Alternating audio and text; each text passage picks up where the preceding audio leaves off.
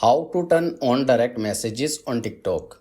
First of all, open the TikTok app on your device. Once the app is open, go to your profile by tapping on the profile icon at the bottom right corner. Now tap on the three lines in the top right corner and open Settings and Privacy. Inside the Settings and Privacy, go to the Interactions section and select Direct Messages. Here, open Permissions Messages. Next, choose Potential Connections and make sure the Requests option is selected to receive messages. Also, tap on Others on TikTok and again select Requests option to receive messages.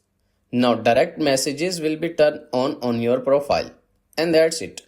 This is how you can turn on direct messages on TikTok. I hope this video is helpful for you. For more information, please subscribe our YouTube channel and thank you for watching.